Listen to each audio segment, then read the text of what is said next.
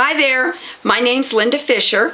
I am a Stampin' Up! Demonstrator, and I am here to show you how to make a card with a belly band. And there's a surprise that goes with this, so you want to stay tuned.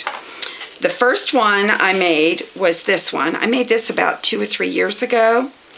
The next one I made was just like a couple days ago, and I used Married Moments, Stampin' Up's new paper that's in the Holiday Mini. And today is the one we're going to make. It's just this Howl-o-ween card. And I used Happy Haunting Designer Series paper. I used the Howl-o-ween Treat stamp set. Happy Scene stamp set with, I used this part with the spider web for the front of the card. I used And Many More for the Happy Halloween. Wonderful set.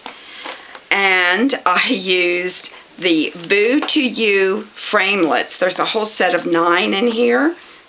And I used the Hearth and Home framelit dies. And it's a window. It's a window. It's wonderful. Love it, love it, love it, love it. So let's get started and let me show you how we're going to do this. Let me show you how this card works. The belly band slides off. This flips down. This flips up. And that flips up. And there you go. So let's get started and decorate the one I want to show you. I'll set this right here so you can kind of see what I'm doing. I'll tell you the measurements as we go. I will have them on my blog later on if you so desire. Okay, the base is Tangelo Twist, and it is 7 by 4 1/4. And I scored it at 1 1/2.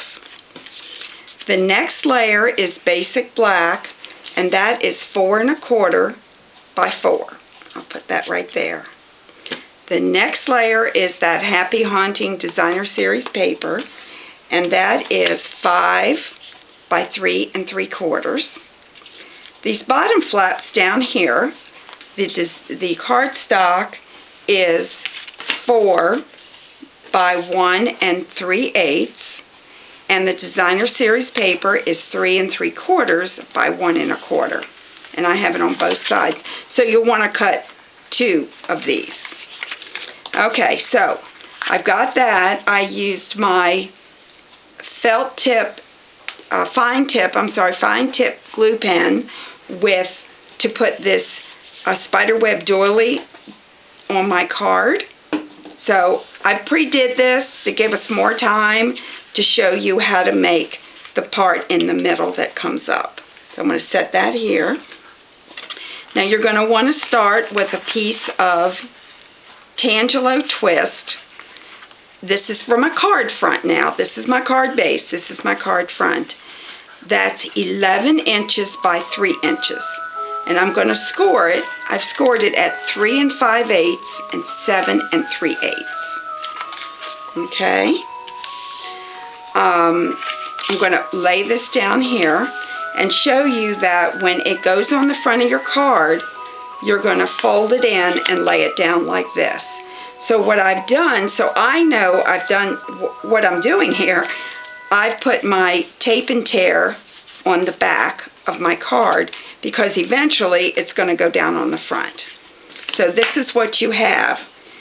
What I've done to decorate the front, I've taken the Hearth and Home framelit die and cut out a window.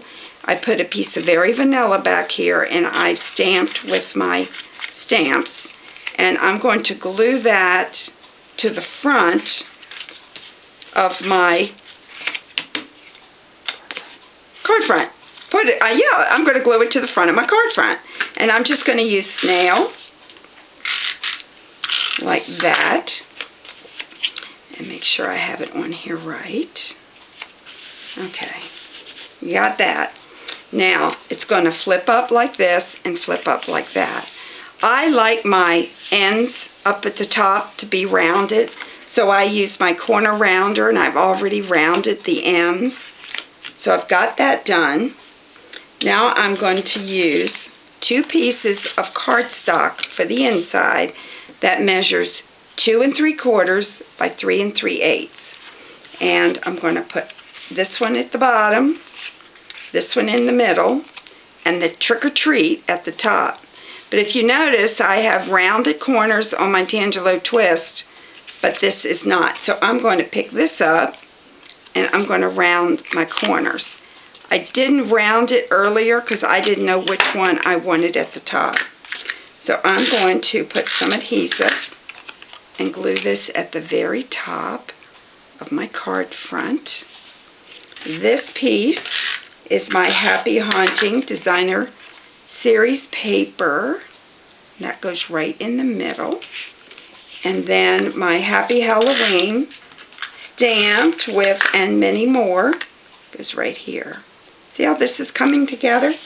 Now I've taken the owl from the Halloween treat stamp set and I stamped her, cut her out, and I embossed her in the black embossing powder. But I'm going to put her on the bottom, and the best way to get this to stick is to use our Tombow liquid glue. Okay.